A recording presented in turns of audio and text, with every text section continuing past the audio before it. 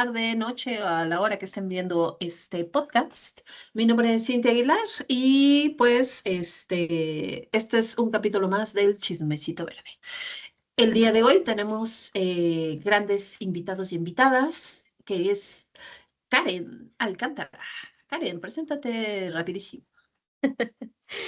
Muchísimos gusto a todos y muchas gracias, Cinta, por otra vez invitarme a este espacio. Yo soy Karen Alcántara, pues actualmente soy gerente de sostenibilidad de Bancaol. Ya tengo pues aproximadamente 10 años de experiencia en temas de política climática, ambiental. También he trabajado en estructurar proyectos de financiamiento climático y bueno, en general sostenible también. Y bueno, hoy en día pues estamos trabajando más en la agenda ASG, entonces es un gusto estar aquí y dar aquí algunas palabras y opiniones. Adelante, Cindy. Buenísimo. Carito, adelante. Hola, yo soy Cara Alonso, yo soy experta ahora en finanzas sostenibles. No he estado muchos años en finanzas, en modelo de negocio, en emprendimiento de impacto, sostenibilidad, y esto me ha llevado ahora a finanzas sostenibles. Entonces, cualquier cosa que se necesite de alguna de estas bagaje de conocimiento, pues bueno, puedo hacer lo mejor que pueda para ayudar a quien se necesite. Excelente. Y le damos la bienvenida a David, que es su estreno en Chismecito Verde. Cuéntanos, Sí, me David, estoy ¿quién eres estrenando tú? acá, pero aparte quiero felicitar la introducción que hace Cintia, con esa vibra y ese estilo, no, hombre, buenísimo. Pues yo soy David Pérez Castillo, soy profesor investigador en Campus Toluca en el Tecnológico de Monterrey. Me dedico a pues todo lo que tiene que ver con sostenibilidad en empresas. Particularmente en lo que más trabajo es en economía circular y en emprendimiento social, ¿no? Son de mis áreas, bueno, y estrategia, pero para las dos. Y pues muy agradecido de haber sido invitado aquí al chismecito y pues muy a la orden de todos y todas. Buenísimo. Listo, pues empecemos con nuestro tema de hoy, sobre todo. En capítulos anteriores habíamos como puesto el foco y como el interés, ¿no? En abordar la sostenibilidad también desde el aspecto social, ¿no? Vaya, yo como desarrolladora comunitaria y realizando 20.000 proyectos en comunidades, sé de la importancia, ¿no? Que debe de tener este aspecto, pero de repente como que nos vamos mucho más a lo sustentable, ¿no? A lo verde, a la certificación y demás. Y no es que esté mal, pero a final de cuentas recordemos que pues todo el contexto en donde se realiza esta parte de la sostenibilidad pues es relevante, ¿no? No, de repente pensamos que pues medir huella es igual en todos lados, ¿no? Desarrollar proyectos productivos es igual en todos lados, pero no es así. Así que en este espacio, pues queremos abordar como esa problemática a partir de, bueno, temas puntuales, ¿no? Entonces, empecemos con nuestro primer tema.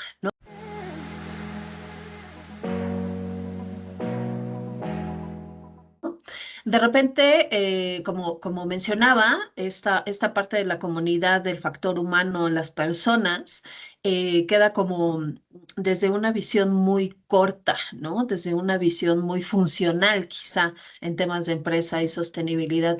Pero ¿cuál es la importancia de tomar en cuenta esto, este factor humano, esta comunidad?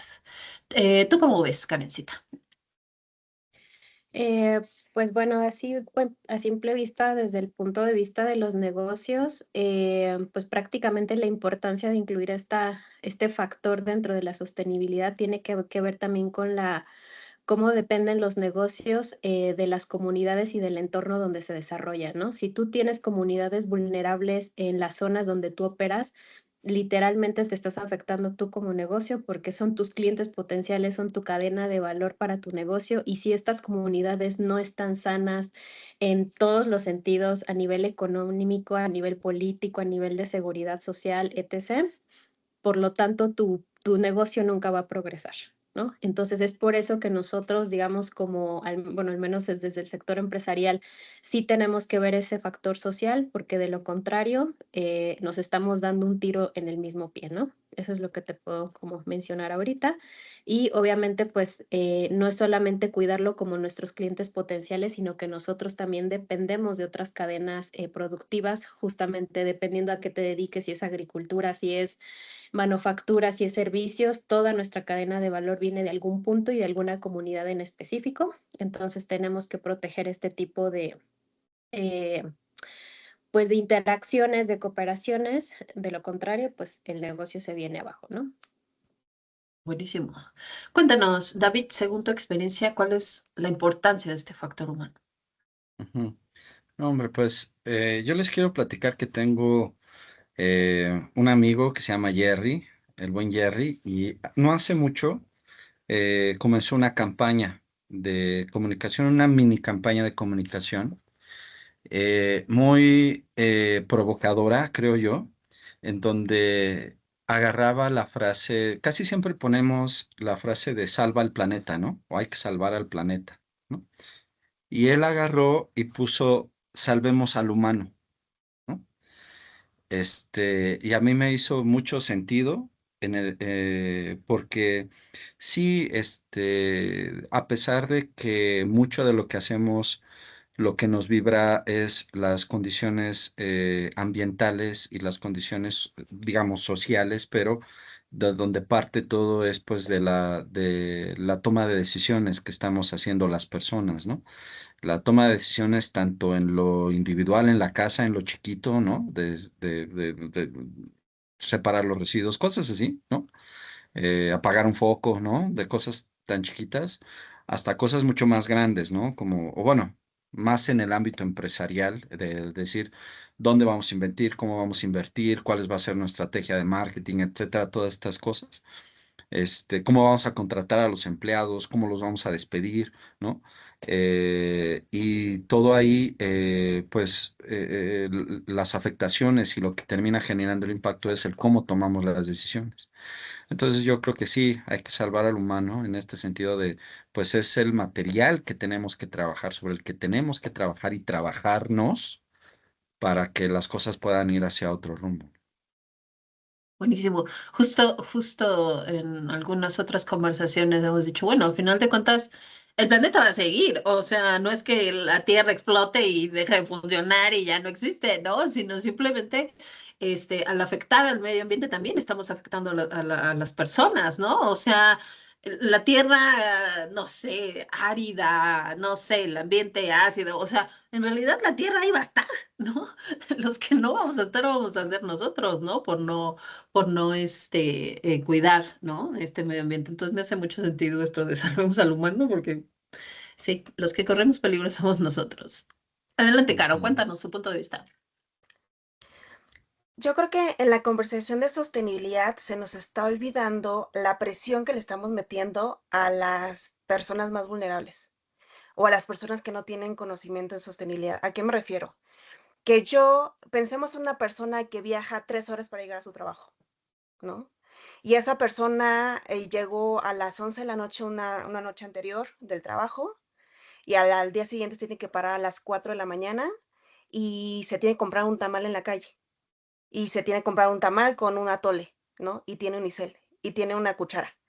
Y a esa persona le estás diciendo: "No, no, no, es que deberías estar trayéndote tu comida de la casa, llevándote tu tóper, y deberías de llevarte su unicel bien lavadito y guardarlo en tu mochila hasta que encuentres un centro de reciclaje y dejarlo ahí, porque si no eres una pésima persona", ¿no? Y decimos: "No", o sea, le estamos metiendo presión a gente que apenas está empezando a tener una cobertura de sus necesidades básicas y le estamos metiendo cosas más allá, ¿no? Tal vez se nos olvida de repente pensar en sistémicamente, ¿no? ¿Qué es lo que no estamos haciendo para que esa persona no pueda llegar a tener un estilo de vida más, entre comillas, sostenible? Y eso está pasando incluso a nivel macro, ¿no? O sea, por ahí luego seguramente ustedes han visto en redes sociales los videos de India, de Bangladesh, que están inmersos en basura. Entonces la gente dice, qué horrible es la comunidad y esas colonias de India que están inversas. No, no, no, a ver, sistémicamente, ¿cómo llegó esa basura ahí? No llegó por la persona que agarró y tiró la etiqueta. Llegó porque muy probablemente un país mucho más desarrollado mandó la basura para allá. Entonces, a veces estamos metiéndole esa presión a la gente equivocada, ¿no? Y no estamos entendiendo cuál es el contexto social de esas personas. Y ahí es donde sostenibilidad debería estar pensando en toda la maquinaria que implica realmente generar una sociedad sostenible. Entonces, para mí, ese es el punto de vista que tendríamos que empezar a cambiar la conversación hacia. Claro, porque esta parte es sistémica, ¿no? O sea, partimos desde que pues la empresa no es como un ente extraño, ¿no? Fuera de este mundo, que no tiene relación con otros, eh, usemos la palabra, stakeholders, ¿no? Sino que es un ente, un elemento más dentro de un ecosistema, dentro de un contexto tanto territorial, natural, social, ¿no? Donde hay una dinámica, ¿no? En donde las personas funcionan y tanto afecta en este contexto local como pues fuera de, ¿no? Entonces yo creo que es súper importante que pensemos, ¿no? En todos esos, todo ese contexto más holísticamente, en donde las empresas sí tienen responsabilidad, donde las personas también tienen responsabilidad, pero cómo se generan estas relaciones de corresponsabilidad, ¿no? De cultura y donde se busca también el bienestar.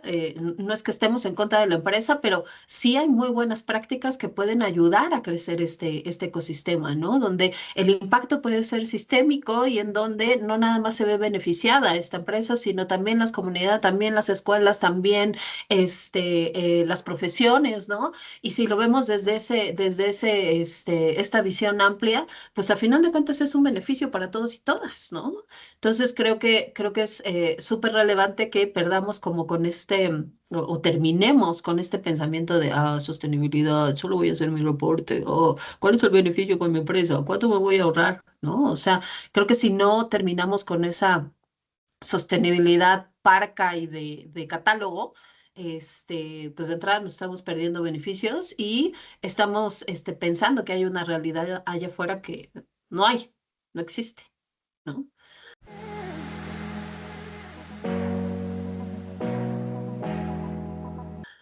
Y bueno, ya que estamos hablando de las personas y demás, hay mucho este concepto en ciertos, ¿cómo decirle? Como sectores, nichos, ¿no? De proyectos de sostenibilidad y demás, que dicen que lo importante es poner a la persona en el centro, ¿no? ¿Y a qué podrían hacer referencia esta parte de poner a la persona en el centro? David, ¿tú crees, a qué crees que se refiere? ¿O cómo lo Ujú. harías tú? Híjole, yo digo, hay muchas formas de interpretar esa frase y hay unas como, o bueno, yo podría tener dos lecturas, ¿no? Una es, pues, vamos a decir, la correcta en el sentido de lo que hablábamos, ¿no? De tenemos que trabajar con las personas para poder lograr los cambios que requerimos en el ambiente, en el planeta, la sociedad, ¿no? Ahí, en ese sentido, bueno, en ese punto, yo creo que hay algo bien importante. eh, Trabajarlo, o sea, dentro de las empresas, el asunto que generalmente se tiende a dar de una forma muy lógica y muy mental, ¿no? Es decir, todas las acciones tienden a ser basadas en la lógica de las empresas, pero se nos olvida que somos seres poco racionales, la verdad, ¿no? O sea, somos unos seres más emocionales que racionales y muchas de las decisiones que tomamos son mucho más emocionales que racionales, ¿no? Entonces, de repente hacemos dentro de las empresas programas que van mucho a lo mental, mucho a lo racional, pero poco a la emocional, ¿no? Y yo creo que mucho las empresas, bueno, las empresas que están trabajando en esto cada vez se van dando más cuenta de ello y hacen y comienzan a hacer cosas que parecieran más locas, ¿no? O sea, tú ves a una empresa y llegas y están meditando, haciendo yoga o jugando y tú dices, y pues, ¿y esto qué tiene que ver con el programa de separación de residuos, ¿no? Y la verdad es que tiene mucho que ver, ¿no? Porque tenemos que trabajarnos desde lo emocional hacia afuera, ¿no? Eso por un lado. Y por el otro lado está esta mirada de que no, o sea, el que no tenemos que perdernos de esta parte de poner el centro, poner al humano en el centro, a las personas en el centro, no tenemos que dejar de ver el pasar hacia el concepto de ecología profunda, ¿no? De que no somos el centro, ¿no? Sino más bien somos un vehículo, ¿no? Y somos el vehículo, somos nuestra materia prima, ¿no? Y por eso es que nos ponemos el centro, pero no es porque seamos el centro del asunto, ¿no? No sé si me explico. Sí, sí, sí. No, no somos este ego, ¿no? Del ser humano de todo funciona a partir de mí, yo soy el depredador de arriba de la cadena, o sea, todo es para satisfacer mis necesidades, ¿no? A final de cuentas, Sí. somos quienes más afectamos el medio ambiente, el entorno, el contexto, y también pues tenemos la posibilidad de revertirlo, ¿no? Yo creo que es ese punto. Sí, y nada más para complementar, Sí. somos el ente más ignorante desde el punto de vista sistémico, ¿no? O sea, todos los demás en este planeta saben su función y saben a dónde están y saben a qué se dedican y qué es lo que tienen que hacer. Y nosotros somos los únicos que, dada nuestra capacidad, transgredimos, pero sí a lo bestia, ¿no? Ningún otro humano lo hace. Y eso, y pues, o sea, eso es una cosa, ventaja y también una desventaja, esta capacidad que tenemos de poder vivir alejados de la naturaleza, ¿no? Somos los únicos seres vivos que podemos vivir alejados de la naturaleza y de nuestra propia naturaleza. Entonces, pues sí, hay que ponernos ahí en el centro para trabajarnos, ¿no? Pero no para trabajarnos en el sentido de, pues ahora satisfagan otra vez mis necesidades, ¿no? Sino, pues ahora trabaja para que las cosas puedan ser diferentes. Totalmente, justo en algunos programas de otra índole, ¿no? Decían justamente esto de, bueno, imagínate que llega un extraterrestre, ¿no? Un alien, ¿no? Y dice, bueno, me voy a comunicar con la especie que más entiende su ecosistema, ¿no? Que más entiende la Tierra, ¿no? Ujú. Evidentemente no llegarían con el ser humano. O Sí. sea, hay ballenas que tienen siglos y Ujú. entendiendo el ecosistema, generando redes, comunicándose, respetando su entorno y sabiendo su codependencia. Dice, ¿cómo por qué llegaría con el ser humano? O Ujú. sea, estamos totalmente como desconectados de esta parte de conectarnos con la tierra, con la naturaleza, ¿no? Con nuestra esencia como mamíferos, ¿no? Entonces creo que esa es una perspectiva muy válida. Caro, ¿tú cómo pondrías al ser humano en el centro? Yo creo que nos falta mucho platicar con la otra persona. O sea, y esto nos pasa muchísimo en sostenibilidad, ¿no? Y lo hemos visto cuando vamos a eventos. Alguna vez platicamos de eventos, ¿no? Vamos a eventos y ¿quiénes encontramos ahí? A las mismas personas. A ver, amo, ¿no? Me encanta platicar con estas personas y aprendes mucho. Pero siempre hablamos de la otredad, siempre hablamos de cómo resolver el problema a los demás, muy paternalista aparte, ¿no? Pero ¿en qué momento invitamos a estos eventos a las personas que son afectadas por todo lo que estamos denunciando que está pasando? O sea, nos está faltando realmente esa otra parte de no solo escuchar, sino de atraerlos, de invitarles. Entonces, nos va a seguir faltando el meter a la gente en el centro si no ni siquiera la incluimos dentro de los círculos donde estamos, ¿no? O sea, y aquí hablo de todo, ¿no? O sea, desde las empresas, donde queremos que nuestro CEO, nuestro CFO entienda sostenibilidad, pero jamás ha ido a un evento de sostenibilidad, jamás se ha ido a platicar con una comunidad, pues jamás, ¿no? Pero si a las comunidades le digo, no, es que ustedes tienen que hacer un proyecto de agricultura regenerativa, ¿no? Y les doy unas capacitaciones y no me vuelven a ver la cara en 1 año, 2 años, 3 años, 5 años, pues tampoco es ahí, ¿no? Entonces, nos está faltando hacer como esa revoltura, esa ensalada, para que realmente en el centro esté la gente que va a ocupar el conocimiento, junto con la gente que tiene conocimiento y se va a enriquecer de lo que no vive, porque es una realidad. A veces hablamos de cosas que no vivimos. Las conocemos, las estudiamos, pero necesitamos estar ahí. Entonces, tal vez en el centro tendríamos que poner a ambas personas. Claro, sobre todo porque la realidad y el contexto que vivimos es totalmente diferente, ¿no? Me acuerdo una vez que estaba yo haciendo proyectos, productivos de café ahí en Orizaba, y tú llegas, bueno, yo llego desde tu, ¿cómo decirlo? Tu tonta idea, ¿no? De, soy desarrolladora comunitaria, vengo a transformar la realidad, ¿no? Y en esta parte del diagnóstico y demás, le digo a una, estaba entrevistando a un señor, ¿no? Y yo así de, bueno, ¿qué le hace falta? ¿No? ¿Cuáles son sus necesidades? Y se me queda viendo y me dice, a mí no se le falta nada. Si tengo hambre, me agarro los huevos de mi gallina. Si quiero una fruta, tengo que hacer así, bajar la naranja de mi árbol. Si quiero café, voy a mi plantita, me agarro mi café, me lo muelo, me lo sirvo. Tengo este paisaje, me despierto con este paisaje todas las mañanas. Yo no necesito nada. Y fue así de, "Oh", ¿no? O sea, es como, claro, o sea, desde nuestra visión tan corta, ¿no? De, ay, no, pues sí, evidentemente hay situaciones de vulnerabilidad que hay que resolver y demás, ¿no? Pero, pero es una realidad totalmente diferente que ni siquiera nos imaginamos cómo se vive. Y creo que es muy válido este diálogo, este entendimiento y vivirlo también, ¿no? Hay muchísimas experiencias, de hecho, hay muchos proyectos que se me hacen padrísimos, en donde el acercar a estas personas que toman decisiones en empresas es vital que conozcan estas realidades, ¿no? Para saber realmente en qué te estás metiendo, o sea, diseñar una estrategia, un programa desde tu escritorio, qué validación puede tener, o sea, qué importancia y qué impacto va a tener, ¿no? Entonces creo que generar como estos espacios es fundamental para poner a las personas correctas al centro, ¿no? Karencita, cuéntanos, ¿tú cómo lo harías?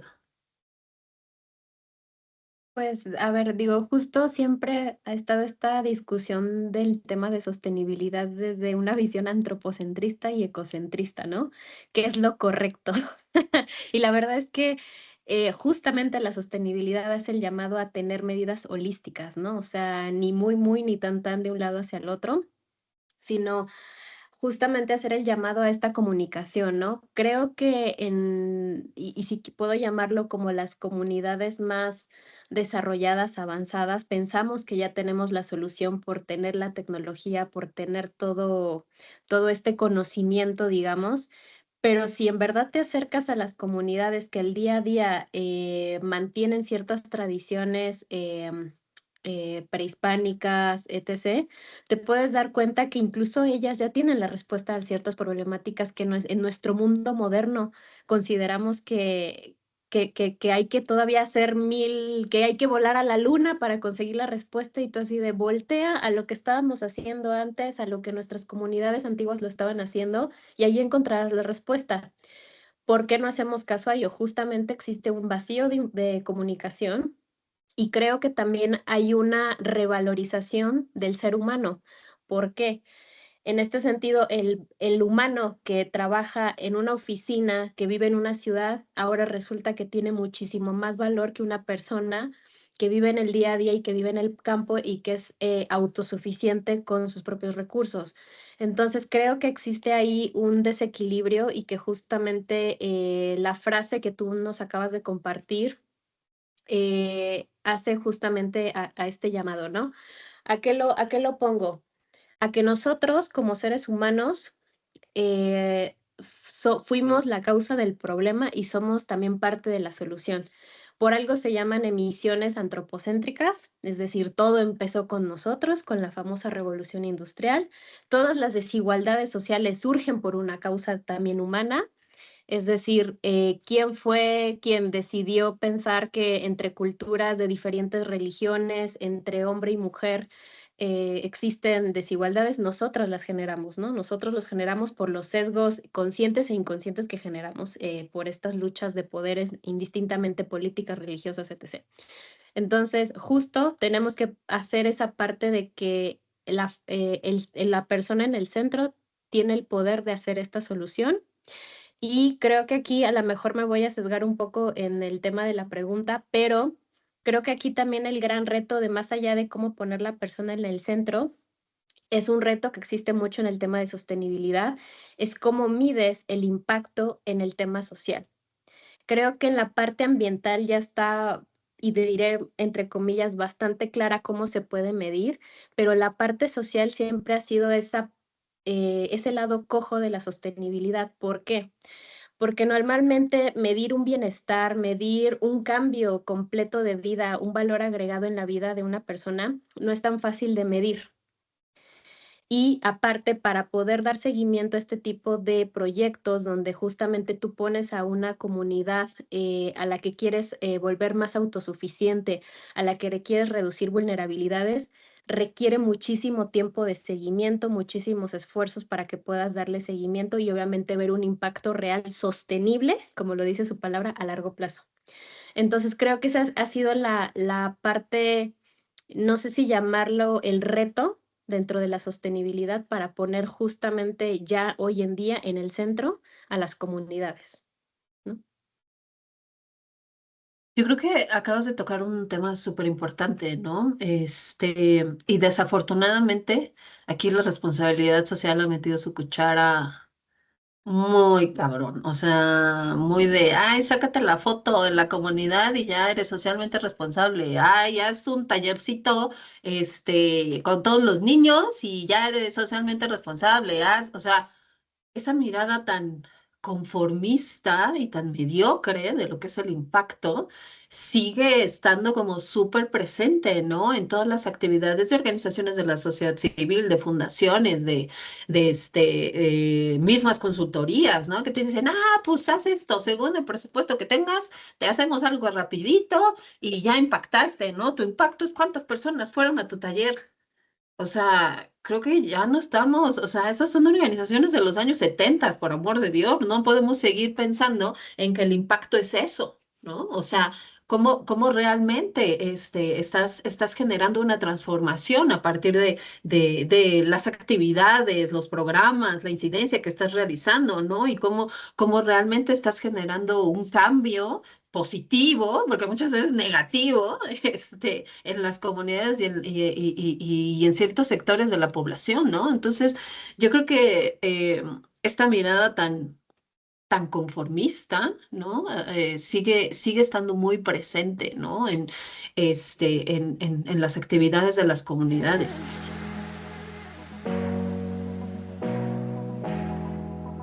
Y alineado a eso justamente creo que viene muy ad hoc esta parte del social washing, ¿no?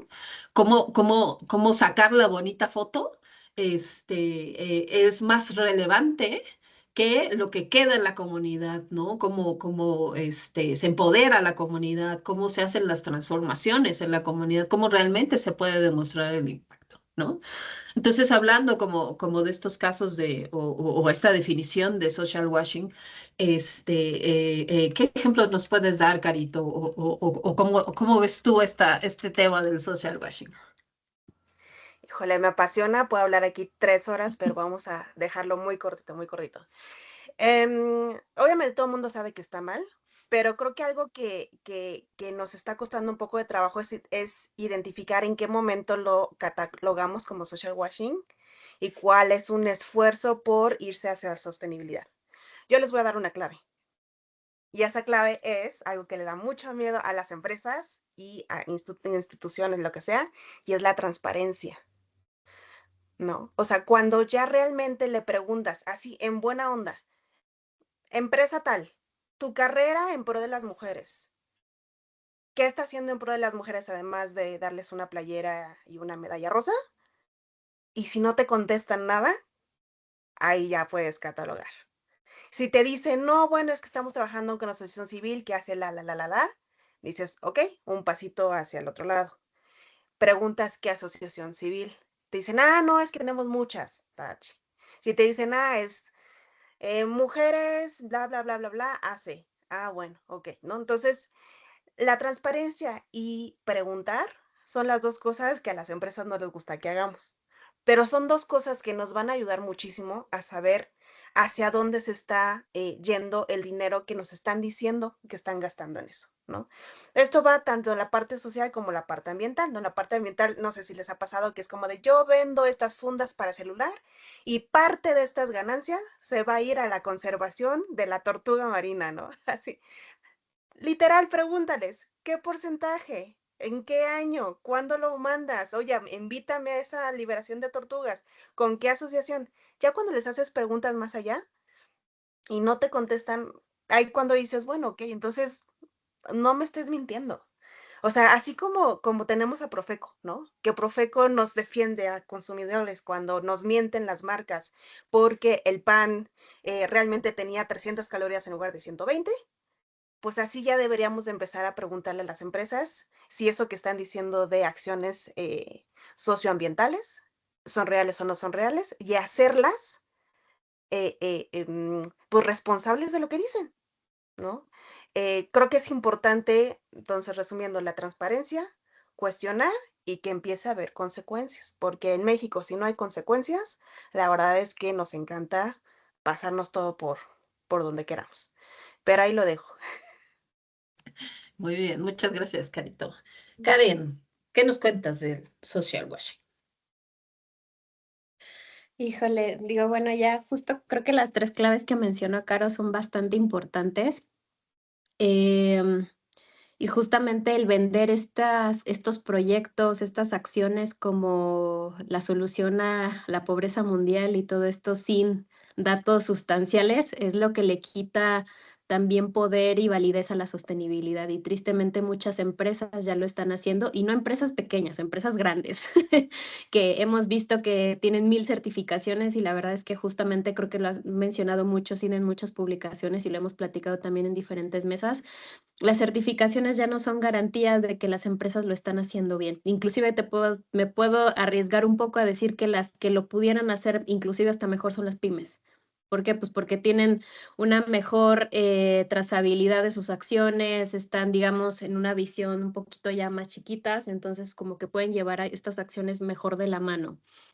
Y justamente una de las disyuntivas en el tema de social washing es que como no es normativo aquí a nivel nacional, muchas empresas lo están haciendo muy cotidianamente, y aquellas empresas que se arriesgan a hacerlo, yo siempre les digo que siempre en todos países hay un experto o hay expertos en sostenibilidad que somos bien metiches y que nos gusta investigar. Sí. Entonces siempre hallamos el negrito en el arroz cuando se están diciendo mentiras, ¿no? O sea, por mucho, habrá gente que obviamente no se dedica a estos temas, pero justamente creo que algo de lo que nos dedicamos mucho los expertos en sostenibilidad es en corroborar la transparencia, y siempre hay alguien que se da cuenta, ¿no? En este tipo de empresas. Entonces, ¿a qué voy? A que el social washing no solamente es un riesgo per se porque estás mintiéndole a la gente que estás impactando positivamente, sino que reputacionalmente te puede dar un golpe muy bajo, y eso contrae costos también a la empresa, ¿no? Inclusive hasta sanciones, si es que se pudieran ligar hacia algo en algún tema en específico, ¿no? Te estoy inventando. Vender el medicamento curativo de 1000 cosas y al final a lo mejor hasta estás causando daño, estás mintiendo, entonces ahí te llega tu multota o tu cierre, ¿no? Entonces, creo que aquí la parte importante del social washing es que sí necesitamos regulaciones a nivel nacional, porque justamente la cultura mexicana tristemente siempre es más reactiva que preventiva. Entonces, hay que encaminarlo a esta parte, y sobre todo compartir siempre buenas y malas prácticas de cuándo se hace social washing y cuándo no, porque también eso es una parte, y más en un país tan culturalmente diverso como en el de México, donde siempre vemos que algún producto de alguna, por decir un ejemplo, de alguna empresa de modas, está haciendo uso de símbolos, de colores, esquemas culturales de otras, perdón, de culturas indígenas, inclusive de nuestro propio país o de otros también, y no hay una sanción. te estás apropiando de una cultura que no te corresponde, ni el permiso le has dado, ni la cultura se beneficia de esas ventas, la mano de obra ni siquiera viene de esas personas.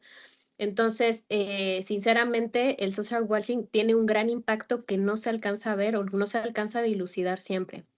Entonces, más o menos eso es lo que les quiero compartir también desde mi punto de vista, ¿no? Buenísimo, muchas gracias, Karencita.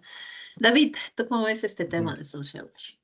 Sí, híjole, yo tengo mis sentimientos encontrados con el asunto del social washing y del greenwashing y de varias cosas. Les voy a platicar. Em, y retomamos la parte también de el asunto del humano. Cuando nosotros, y yo creo que a ustedes les ha pasado, cuando ustedes, cuando llegamos a una empresa que en términos honestos dice, órale, a ver, yo le quiero entrar a este tema de la sostenibilidad, no tengo ni la más mínima idea. Pero, a ver, tú eres el consultor, tú eres la consultora, a ver, dime por dónde le entramos, ¿no? Y ahí vamos nosotros con nuestra matriz de materialidad debajo del brazo, bien monos, a trabajar, ¿no? Y entonces, pues comenzamos a hacer los diagnósticos y encuestas y todo participativo, incluyente y todo lo demás, como debe de ser. Y generalmente, o si no es, o a mí, de los que llevo en este sentido, no me ha tocado una sola empresa en donde comencemos directamente sobre las acciones de impacto socioambiental, ¿no? Generalmente primero hay que trabajar muchas otras cosas más de base, ¿no? Cosas desde toma de decisiones o el involucramiento de la alta dirección. Generalmente decimos, híjole, pues es que aquí en esta empresa, pues mira, el problema no es que estén contaminando mucho, o no es el problema principal. El problema principal es la alta dirección que anda, pero sí perdida, ¿no? O el problema es la cultura organizacional, o el problema es ciertos sectores del trabajo, o el problema es la alta altos estándares impositivos que tienen sobre los empleados, etcétera. O sea, siempre, casi siempre, o bueno, más bien siempre, desde mi experiencia, terminamos trabajando primero la parte social. Y ya después de uno, dos, tres vueltas, que esto puede ser años, ¿no? Ya terminamos trabajando la parte ambiental, ¿no? O paralelamente va la parte ambiental, pero siempre decimos, híjole, es que si no resolvemos la parte de central, pues lo de afuera no va a jalar, ¿no? Y no te voy a poder conducir a ti, empresa, que honestamente quieres hacer un cambio hacia lo socioambiental o inclusive hacia lo regenerativo, si no resuelves primero lo interno, ¿no? Lo social. Bueno, eso es por un lado. Teniendo en cuenta esto, también comenzamos con el asunto de cómo movemos a las personas, ¿no? Y un asunto de cómo movemos a las personas es mediante esquemas de comunicación que a veces llegamos a malinterpretar como campañas fraudulentas o malas de marketing, ¿no? Es decir, a ver, yo empresa, ya hice mi matriz de materialidad y resulta que el problema que tengo es que mis empleados no les interesa, ¿no? O sea, y esto me pasó inclusive dentro de la Semarnat. O sea, en la Semarnat, la Semarnat hace algunos años, con este asunto, antes de pandemia, cuando todavía el asunto de contra los plásticos de un solo uso estaba muy vigente, en la Semarnat dijeron, oigan, pues sí, nosotros como la Semarnat estamos repartiendo botellitas de agua en todos nuestros escritorios y afuera estamos diciendo que no contaminemos, ¿no? Y que fuchi plástico de un solo uso. Entonces, de ahora en adelante, se van a quitar todas las botellitas de plástico y vamos a tener garrafones. ¿Cuál fue la respuesta de los empleados de la Semarnat a esa medida? No fue un qué padre Semarnat, fue Sí. un no queremos. A nosotros danos nuestras botellitas. ¿Por qué? Porque era un logro sindical el que todos los funcionarios, ¿no? Todos los burócratas tuvieran el derecho a su botellita. Y se tuvo que trabajar años para que eso pudiera cambiar. Entonces, imagínate, si así es en la Semarnat, imagínate fuera en donde el directivo o los dirigentes de la empresa ya están convencidos, realmente quieren mover a su empresa hacia un nuevo camino, pero tienen que mover toda la estructura. Entonces, ¿qué se hace? O una de las alternativas para eso es comenzar a transitar o a compartir una visión diferente, ¿no? Entonces, lo que se inicia es una campaña de comunicación, ¿no? Que no necesariamente tiene que ser nada más carteles y pósters y banners, pero eso va acompañado de otras cosas. Ah, Pero lo que se ve son los carteles y los pósters. Entonces, de repente tendemos al interior y cuando estas comunicaciones salen al exterior, cuando decimos, la empresa, somos la empresa fulanita y estamos queriendo tener un impacto positivo en el planeta, ¿no? Y si esto sale, ¿no? Del contexto, la comenzamos a satanizar a la empresa, ¿no? Ay, como esta empresa, fulanita de tal, si tiene tantos, contamina tanto y hace tanto, y ahora ya se está diciendo que es una empresa que, y dicen, no, espérate, o sea, eso es una campaña que va dirigida justamente para mover a nuestros públicos, ¿no? A nuestros públicos que salieron de nuestro análisis de material con los cuales teníamos que interactuar, ¿no? Entonces, a veces sí tendemos a satanizar mucho a las empresas cuando están tratando de hacer unos poquitos cambios, ¿no? Yo les digo, y eso funciona tanto para cosas muy chiquitas, pero también para cosas más elaboradas, pero cosas muy chiquitas, por ejemplo, de repente vamos a una cafetería y una empresa y esto se los pregunto también ahí en el posgrado con los que comparto, les digo, a ver, llegan a una compañía, ven un logo que dice empresa socialmente regenerativa, lo que tú quieras, ¿no? ujú. Y el único cambio que han hecho es dejar de utilizar servilletas, de las blancas y comenzar a utilizar servilletas recicladas, ¿no? Ujú. No cloradas. La pregunta es, ¿esta empresa está haciendo greenwashing? Sí, no, ¿por qué? ¿No? Y tendemos a tener mucho esta guillotina de juzgar y sin saber, sin reconocer si la empresa es por donde está iniciando, ¿no? Es lo que más pudo hacer dado sus stakeholders, así como la hace Marla, ¿no? Que no pudo a la primera quitar sus botellitas de agua, ¿no? Entonces, ahí esa parte yo creo que sí, por un lado, sí está bien el seguir buscando los medios para que las empresas no mientan, no falseen información, no se vendan como algo que no son, pero también generar los medios para tener esta conciliación con las empresas y sobre todo con las empresas que están tratando de hacer algo de forma honesta, ¿no? Y por último, en materia de greenwashing, a mí me gusta, eh, hace poco elaboramos un curso junto con Natura para poder determinar o establecer criterios, ¿no? De cómo podríamos identificar a las empresas regenerativas. Y bueno, después de un proceso lo que identificamos fueron 7 factores. No se los voy a platicar todos, pero les voy a platicar el factor más importante y yo creo que coincido mucho con Caro y es el que las empresas tengan, o sea, ¿cómo te puedes dar cuenta que una empresa es regenerativa, es socialmente, o sea, va para allá y es, preséntame tu empresa, preséntame tu teoría de cambio. Si la empresa tiene una teoría de cambio, significa que esa servilleta que hizo, ese cambio tan chiquito, tiene un porqué, tiene un para qué, tiene un después que va a seguir. Pero si estás haciendo el cambio nada más de la servilleta y te estás poniendo y no tienes ni la más mínima idea de eso, cómo está evolucionando, cómo o para dónde va a ir, entonces sí ya estás haciendo greenwashing, ¿no? Entonces, pero pues bueno, hay que explicar qué es teoría de cambio, todavía mucha gente, ¿no? Hay que explicar cómo se maneja. Entonces, pues estamos en pañalitos, pero sí, yo creo que la teoría de cambio, el poderles exigir a las empresas, o sea, ¿quieres bueno, ahora que va a salir la certificación en economía circular, ¿quieres tu certificación en economía circular? Muéstrame tu teoría de cambio. Totalmente. Así seas la empresa más recicladora del mundo, si no tienes tu teoría de cambio, no te doy tu certificado. Bueno, Claro. perdón por extenderme, lo siento. No, no, no, está bien, perfecto. Este, Yo creo que acabas de decir algo súper relevante, ¿no? Pero primero que hable Karen. Adelante, Karen. No, o sea, justo, o sea, creo que es en esa parte que menciona David sobre a ver, es que justo aquí yo tengo una disyuntiva. El mundo de la sostenibilidad, yo considero que sí, es muy crítico en muchos sentidos porque, digamos, aquellos que nos dedicamos a esto muchas veces queremos que a la primera ya salga muy, muy perfecto, ¿no? Con base en lo que todas las normas, todas las buenas prácticas nos indican.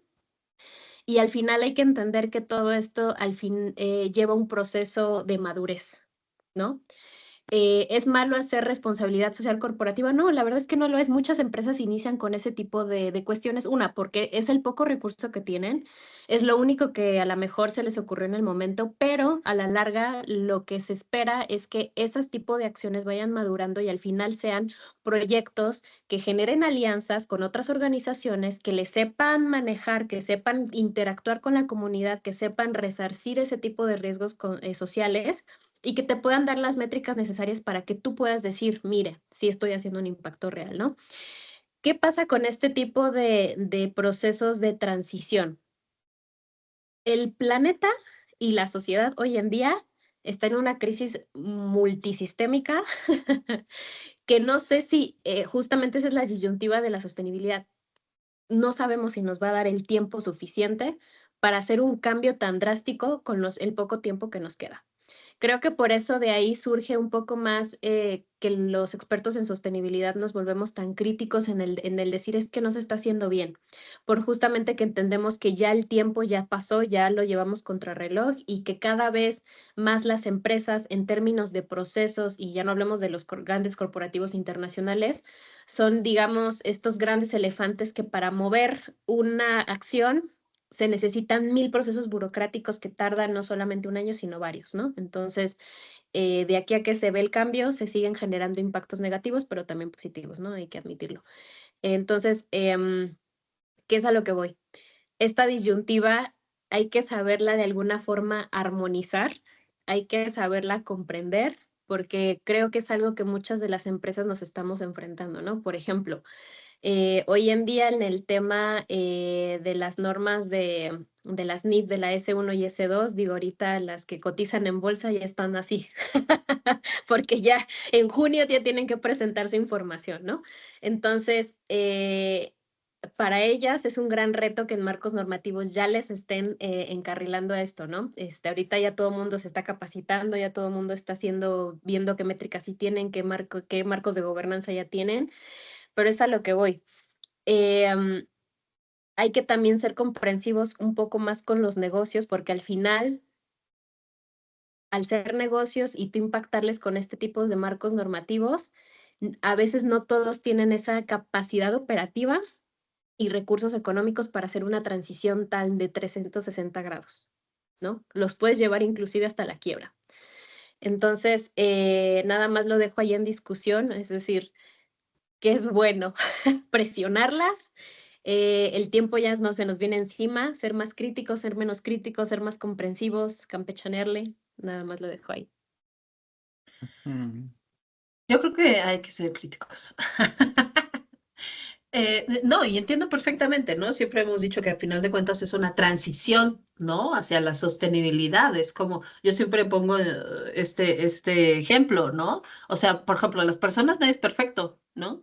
Pero podemos encaminarnos hacia la perfección. Y de aquí, pues, no hay empresas sostenibles 100%, ¿no? Pero podemos encaminarnos hacia allá, ¿no? Y en una mejora continua. Lo que más a mí me hace ruido es que justo estas normativas, sellos, certificaciones, tienen su sellito cada año y cada año reportan exactamente lo mismo. Es como de, o sea, una cosa es decir, va, ok, es tu primer año, es tu segundo año, tercer año que le vas agarrando la onda, ¿no? Pero, güey, tienes el mismo reporte desde hace 12. O sea, realmente qué estás haciendo, ¿no? Una cosa es como eres principiante, ¿no? Y le estás agarrando la onda, y otra es tu área de confort, que ya dijiste, pues es requisito, ¿no? La sostenibilidad de requisito no nos sirve a nadie, ni siquiera a la empresa. O sea, y no ser exigentes ante la realidad que tenemos, ante los cambios climáticos que cada vez están siendo peor, ante los riesgos de negocio que están generando estos cambios climáticos. O sea, la misma empresa que se la pasa haciéndose pato con su mismo reporte, va a haber riesgos que no va a poder gestionar. ¿Y qué va a hacer? O sea, ya, cerrar, operar a como se le ocurra, ¿no? Entonces, no ver esa urgencia de, no nada más lo hago como, check, check, check, check, sino trato de revertir las acciones que también a mí como empresa me van a afectar. Creo que es súper una visión muy corta de lo que se tiene que hacer. Y ante el contexto internacional de que pues ya otros temas son más relevantes que la subsistencia del ser humano, pues también, ¿no? O sea, las empresas en qué posición están, ¿no? De repente entra una nueva administración y todos los que dijeron somos la bandera de la inclusión, por ejemplo, pues se acabó, ¿no? No eran tan bandera de la inclusión. A final de cuentas les dijeron, no, pues eso ya no va en este año y en esta administración. Y dijeron, bueno, pues ya no. Entonces es como, entonces era puro bluff, ¿no? Realmente era parte de tu filosofía y de tu misión y de tu visión, o era nada más como para tener a todo el mundo contento. Entonces creo que hay que ser como muy realistas en lo que una empresa puede hacer, que sí, tiene que hacer muchos procesos, sí tiene que haber mucho trabajo interno, ¿no? De repente queremos implementar estrategias extraordinarias, ¿no? Y no hay un sustento dentro de la empresa que lo lleve a cabo. Dices, bueno, pues no va a salir, güey, o sea, espérate tantito, ¿no? Pero otra cosa es ser híjole, ¿no? Súper conformistas, ¿no? Y súper, tibios, ¿no? En estos temas, ¿no? Y los impactos negativos siguen creciendo, eso no se detiene, ¿no? Y si no somos lo suficientemente exigentes, lo suficientemente críticos, lo estamos viviendo, hay derrames que están afectando a estados completos y todos los tiktokeros, ¿no? Es así como de, se está haciendo esto, ajá, ¿y la empresa ha dicho algo? ¿Gobierno ha dicho algo? No, no, no hay daño. No mames, ves el mapa, cómo está siendo afectado y no hay daño. ¿Eso se va a revertir en cuántos años te gusta? ¿10, 15? Entonces es como de, ¿qué estamos esperando? O sea, para realmente hacer algo al respecto, ¿no? Entonces, creo que ni muy, muy, ni tan, tan, ¿no? Hay empresas que realmente están haciendo un buen esfuerzo y se puede ver, se puede percibir y que son coherentes, sobre todo. Pero si no hay indicadores reales, o sea, yo siempre digo, ¿no? Los indicadores te cuentan historias, ¿no? Si tú me dices, bueno, lo empecé a medir desde ayer, ok, ¿no? Pero sigo teniendo el mismo indicador hace 10 años, güey, ¿no? Carito. Y un poquito tomando este tema que estás diciendo del derrame, ¿no? De las empresas enormes, ¿no? Cuando platicamos o preguntamos cuál es la responsabilidad que tiene una empresa, obviamente no es la misma la que tiene una pequeña empresa distribuidora de limones que lo que tiene una empresa petrolera, la más importante del país, o las más importantes del mundo, o las aerolíneas más grandes del mundo, o la empresa refresquera más grande del planeta, ¿no? O sea, creo que ahí es donde decimos, es que, o sea, sí queremos irnos suaves con estas empresas, pero estas empresas no se están yendo suaves con el planeta. Y es donde tenemos que decir, ok, vas a hacer esto, pues hazlo bien. A ver, cuando hiciste un cambio de modelo de negocio, porque pasaste de economía circular a plásticos de un solo uso, te la pasaste de rechupete en 10 años, ¿eh? En 10 años lo lograste. Y en 10 años cambiaste el comportamiento del consumidor, pero así facilísimo. No, bueno, ya que creaste un problema, pues bueno, si tuviste la capacidad y el equipo de generar eso, también deberías de tener un equipo para poder revertirlo, ¿no? Si ya acostumbraste a tu consumidor a algo y venía de otra cosa, pues tú tienes la capacidad en marketing, en publicidad, en marketing influencers para poder volver a cambiar eso. ¿no? O sea, a veces nos queremos ir demasiado suaves, pero tienen el dinero para hacerlo, tengan las capacidades. Es difícil, claro que es difícil, por supuesto que es difícil. Muchos inversionistas van a estar en contra de lo que están haciendo, ¿no? Pero también hay muchas herramientas, o sea, hablamos de bonos ligados a la sostenibilidad, hablamos de bonos de transición en sostenibilidad, o sea, también hay financiamiento que te ayuda a revertir eso, ¿no? Que lo que está pasando, que ahí están las herramientas, simplemente las tienen que empezar a tocar y tienen que fajarse los pantalones y decir, pues de aquí somos y para aquí vamos. ¿Por qué? Porque somos las empresas que más daño le estamos haciendo al planeta. No somos el pequeño emprendimiento de Doña Leti que está haciendo lo que puede por sacar adelante a su familia. No, eres una empresa enorme. Hazte responsable del tamaño que tienes. Creo que eso es donde ahí tenemos que empezar a poner el dedo en la llaga. Algunos lo están haciendo sí, pero cada vez están pateando más, ¿no? Claro, 2025, ay no, 2030 me equivoqué, no, perdón, 2040, híjole, pues sí, que 2050. No, pues entonces ya se le olvidó a la generación que llega al 2050. claro. Entonces, métanle duro, o sea, métanle duro y como consumidores, como especialistas en sostenibilidad, como personas, es importante que no quitemos el dedo de ahí y le digamos a más personas que podamos que también abran los ojos, porque si no, nada va a pasar, nada va a pasar. Claro, y justo estos pequeños emprendimientos, pequeños productores y demás, a final de cuentas son los más afectados y los que más esfuerzos hacen. O sea, hay, por ejemplo, el programa de Colíder del CCME de Mujeres Empresarias, generaciones, va la tercera generación de estas emprendedoras, BIPYMES, ¿no? Que tratan de alinearse a la sostenibilidad, proyectos productivos alineados a la sostenibilidad. Claro, a toda madre, güey, pero llega el derrame y todo lo que hicieron ya valió madre. O sea, es como, ¿qué haces ante eso? ¿No? Adelante, David. Ujú. Muchas gracias, sí. Sí, yo retomando el asunto de Karen de qué tenemos que hacer, yo también soy de la idea de que hay que ser súper exigentes, pero al mismo tiempo acompañar. Yo nací, bebí del activismo, reactivo, ¿no? Y ahí fue donde me formé. Entonces, y ahora estoy apoyando, ayudando a las empresas, ¿no? Entonces, eh, pasé un proceso largo, ¿no? De reconciliación con muchas de las cosas, pero, pero sí creo que tenemos que cambiar ese activismo a que sea reactivo, a que sea, híjole, se va a sonar muy romántico, pero a que sea un activismo amoroso, ¿no? En el sentido de que tenemos que hacer ver las cosas que están haciendo mal las empresas, pero al mismo tiempo tenemos que acompañarlas y ayudarlas a que cambien, a que mejoren, ¿no? Y eso es una de las cosas por las cuales me gustó mucho la propuesta de la economía circular que pasó del paradigma conservacionista en donde les decíamos a las empresas, tú eres la mala, tú eres la del problema, nosotros la sociedad somos los buenos, ¿no? Y tú eres la que está contaminando y dañando al planeta, a decirle, vente compadre, ¿no? Te vamos a dar herramientas para que hagas negocio al mismo tiempo que generas impactos positivos, ¿no? Entonces, bueno, yo creo que sí, tenemos que tener esta visión como sociedad de que las empresas son nuestro medio. O sea, hay mucho más potencial de lograr la sostenibilidad mediante las empresas que mediante el gobierno, desafortunadamente. Pero también hay cosas que no podemos como profesionales permitir, ¿no?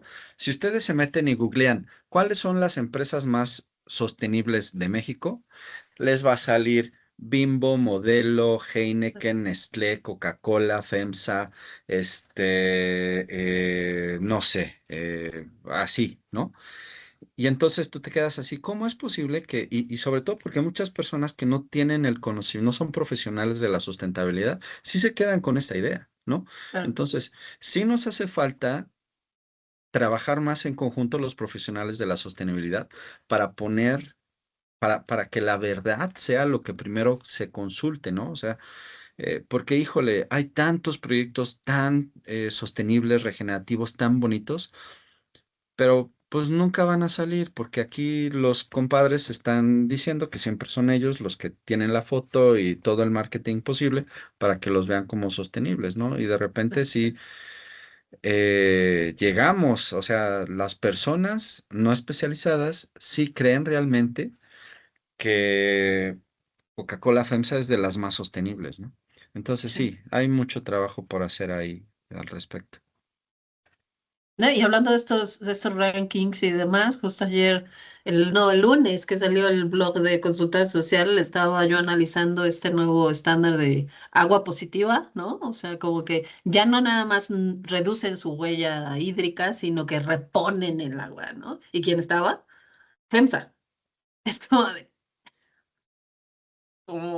¿de dónde, güey? O sea, es como, ¿no? Entonces, yo creo que también hay que ser muy coherentes, ¿no? Y vuelvo a lo mismo, ok, perfecto, o sea, entendemos el modelo de negocio, ¿no? Hay muchísimas estrategias, por ejemplo, lo que está haciendo Heineken de reducir su proceso productivo al mínimo y es de las empresas que menos ha gastado en generar una botella de cerveza, ok, o sea, ahí se ve el esfuerzo, ¿no? Pero que me digas que ahora eres agua positiva. Es como de, ay, o sea, ¿No? ahí como Sí, que no hay coherencia, sí ¿no? hay, sí hay mucho. Ujú. Buenísimo. Bueno,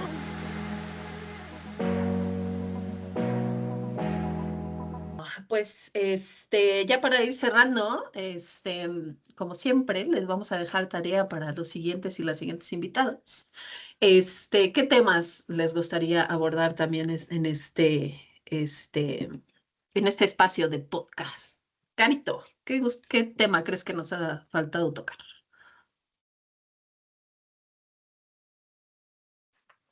Yo creo que, y voy a estar sesgado por ser yo financiera, pero creo que nos falta mucho hablar de finanzas. O sea, a ver, primero a nivel población, educación financiera en México está mal, ¿no? Está mal. Pero luego si le metemos esa educación financiera, sostenibilidad, que es un reto aún doble, nos falta mucho hablar sobre eso, ¿no? O sea, primero necesitamos que una empresa, para que pueda tener un impacto, pues que tenga, ¿no? Tenga dinero, tenga una estabilidad económica. Y hablo de empresas, pero también hablo de, por ejemplo, sociedades civiles. Asociaciones civiles, yo lo he vivido con Entrecanos, quieres hacer mucho, pero si no hay ni un peso, imposible. Entonces, desde ahí. Y luego, ¿qué haces con ese dinero? Ya cuando lo tienes, ¿qué haces? ¿Cómo generas ese impacto? ¿Cómo maximizas el impacto y minimizas la cantidad de recursos financieros que necesitas? ¿Cómo los administras? ¿Qué herramientas hay afuera, no? ¿Qué convocatorias, qué instrumentos de financiamiento hay? Hay cosas muy chiquitas y cosas muy enormes. Creo que también es algo que es importante que abramos la conversación y no se quede un tema nada más de gente financiera, sino sea un tema que cualquier persona en sostenibilidad te lo pueda tocar. Bien, buenísimo. Ahí tenemos un tema, yo creo que es súper relevante, ¿no? Porque hay, no sé, me han contado que hay encargados de sostenibilidad que no tienen presupuesto, ¿no? Entonces, ¿cómo lo hacemos?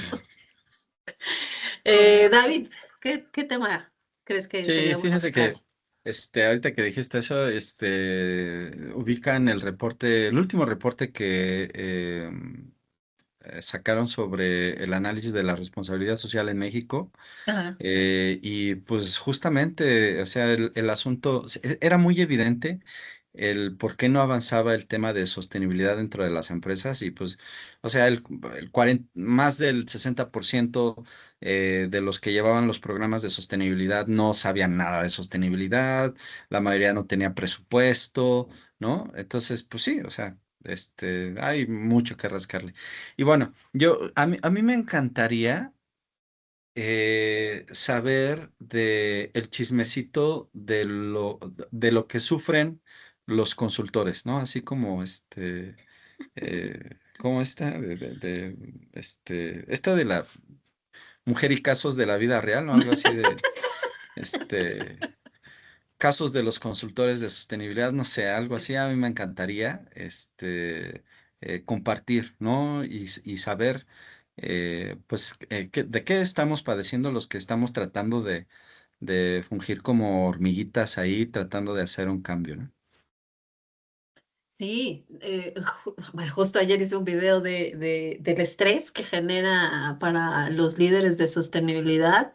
Así del 65% trabaja con niveles de burnout así al cielo, el 70% incluso ha perdido la motivación, ¿no? De repente yo creo que Uf, sí, estas posiciones son como muy de justo, ¿no? Esta pasión de vamos a hacerlo y transformar el mundo y ya 2 meses en la empresa ya estás así de no, por Dios. sí, estaría bueno. Eso estaría bueno, perfecto. Karencita, ¿qué otro tema crees que podemos tocar?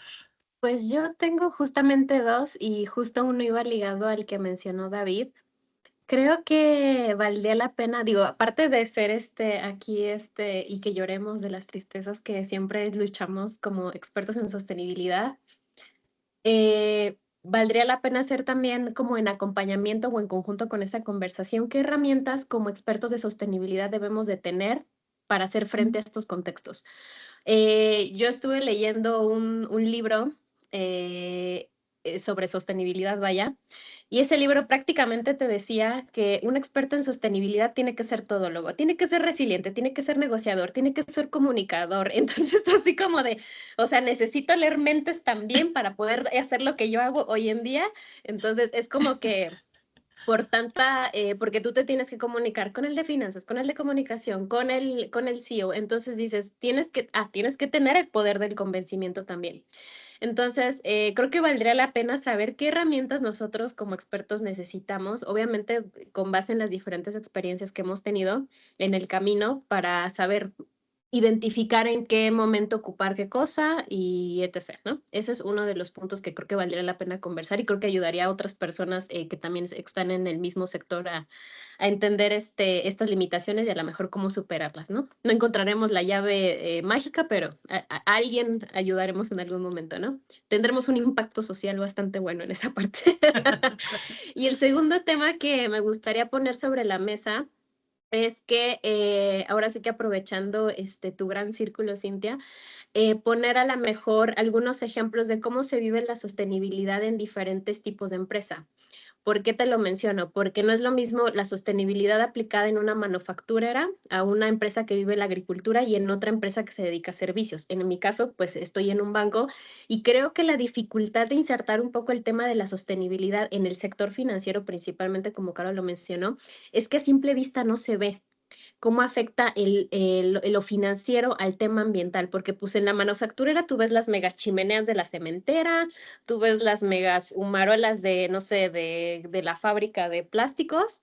En la agricultura, bueno, pues tú lo identificas porque estás ligado a la naturaleza casi casi, pero en el sector servicios, por ejemplo, es un poco más difícil dilucidar o que las personas que se dedican al sector, obviamente no siendo el área de sostenibilidad, se vea como más transparente en qué afecta, ¿no? Entonces creo que estaría interesante ahí explorar diferentes sectores económicos, diferentes, inclusive hasta productos, obviamente. Inclusive ahorita me acordé de cine en una noticia que vi que decía que el mezcal, allá en Oaxaca ya también está siendo pues muy afectado porque el tema ya se ha vuelto, la bebida se ha vuelto tan de moda que ahora que más allá de la preocupación de que no se venda es el tema del impacto social y ambiental que está generando este producto, ¿no? Entonces también, digo, lo pongo sobre la mesa esos dos principalmente. Buenísimo, me encantan los temas que salieron hoy. Bien, bueno, pues, por supuesto que les vamos a invitar para justo hablar de esos temas. Esperemos que nos acompañen. Y solo me queda agradecerles su tiempo, su disponibilidad, su participación, y que pongamos sobre la mesa temas como relevantes, ¿no? Más allá de salir bonitos en el video, en la foto, hablemos de sostenibilidad, un webinar más. Esto se trata más del día a día, ¿no? De la realidad, de lo que están viviendo las empresas, las personas profesionistas, el impacto real que se está generando en temas de sostenibilidad, más allá del reporte, más allá de lo que podamos ver en cualquier publicación de redes sociales, ¿no? Yo creo que verlo de manera más transparente, más real, más cercana, quita mucho este paradigma de el experto, la experta de sostenibilidad, la posición, la visión que lo ven las personas, ¿no? Creo que acortar esas distancias, tanto para cualquier persona interesada como para las personas que tienen que hacer algo al respecto, tanto empresas como organizaciones y demás, es vital, ¿no? Al final de cuentas, como creo que lo dijo David, ¿no? Somos personas, ¿no? De repente pensamos en una empresa y una organización como un ente abstracto, pero está hecho de personas. Y acortar esas distancias, generar diálogos, debate y demás, creo que es súper sano para quitarnos un poquito paradigmas, hacer las preguntas adecuadas y con base en eso poder construir en conjunto, ¿no? Entonces, eso es lo que buscamos. Les agradezco mucho su participación y todas las personas que nos vean, dejen sus comentarios, denle like, compartan y sigamos creciendo esta comunidad. Muchísimas gracias. Que tengan bonita noche. Nos vemos en el siguiente. Gracias a ustedes. Gracias. Bonita Linda noche. noche. Gracias. Bye. Bye. Bye.